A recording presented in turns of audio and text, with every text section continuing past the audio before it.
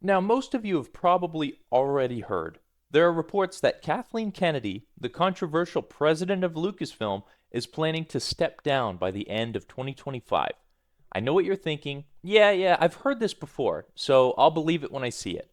Look, I get it, but I believe that this time it's the real deal.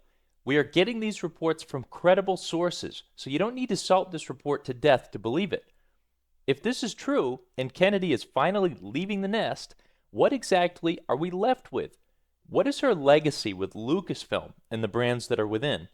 Well, to put it bluntly, we are left with the ruins and the remains of every single IP contained. To start things off, the most notable, of course, Star Wars. So after Disney's acquisition of Lucasfilm, many were optimistic that Disney's unlimited pockets would allow Lucasfilm to bring out more content with the same creative direction we were used to under George Lucas. However, the skeptics seemed to be somber, worrying that Disney would not be able to help itself from putting its grubby little hands all over it. You see, Disney, at least in the modern era under Bob Iger, has notoriously pushed to acquire brands and reformat them to Disney's social agendas.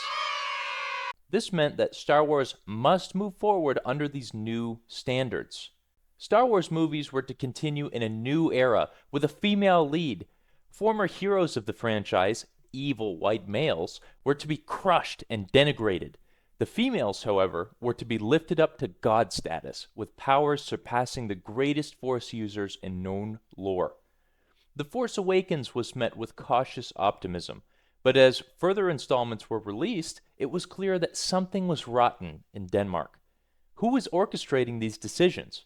Who on earth would allow this to happen? All hope seemed lost, up until Star Wars went headlong into serialized TV shows. The Mandalorian came out and proved to be a wild success, but again, as further installments came out and additional TV shows were released, it was clear that quality was not in the blood of Lucasfilm creatives. It was also abundantly clear that the sequel trilogy and its canon-breaking elements were like concrete-filled sneakers, and the shows were standing over the Hudson River. Inevitably, no matter how exciting a show was at first, it could not get around the obstacle of the sequel trilogy.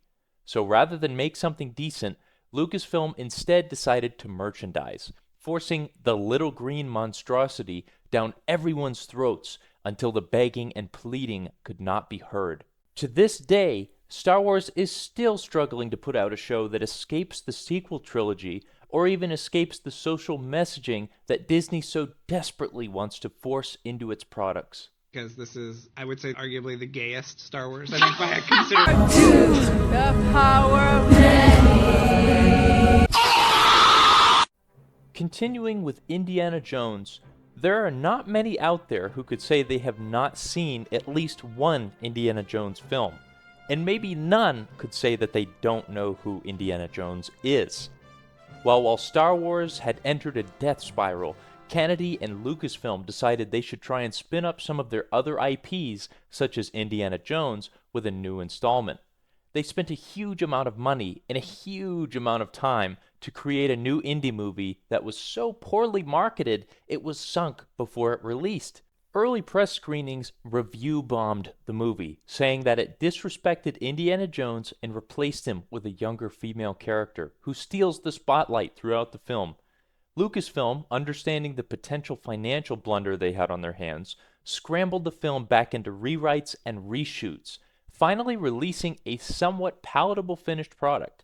However, by the time the film was released, the fans had made up their mind based on the early reviews and decided to skip it, resulting in a $143 million loss for Disney and Lucasfilm. The day had finally come that a new Indiana Jones film could result in a major financial loss at the box office. Who could be responsible? Who oversaw this project and had the final say in creative direction? ¡Llama pa' Sevilla! ¡Llama a Sevilla! ¡Que traigo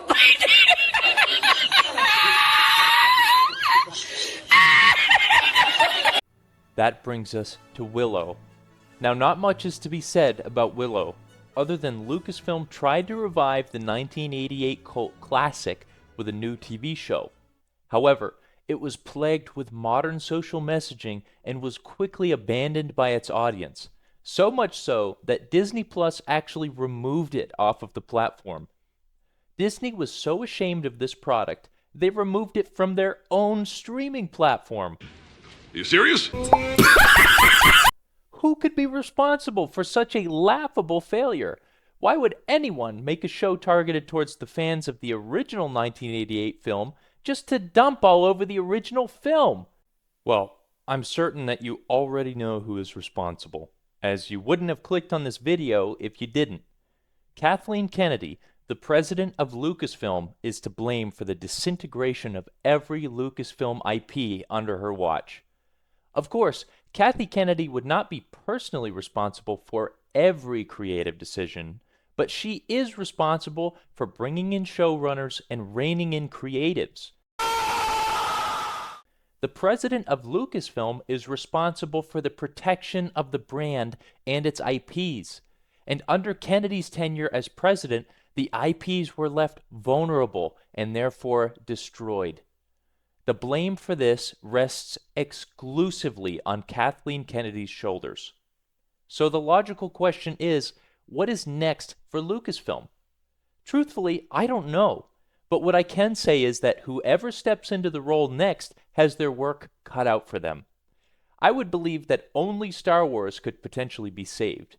The only way to salvage the brand is the nuclear option of wiping the slate clean and starting over. However, even this may not work, as the brand is so tainted and damaged. There are many fans who have sworn to never return. Can Star Wars really be saved? What would make you have hope for the future of Star Wars? As for me, I'll watch from a distance and cautiously, as there are many poor options out there for replacements, some that may bring a far worse fate than Kathleen Kennedy ever could.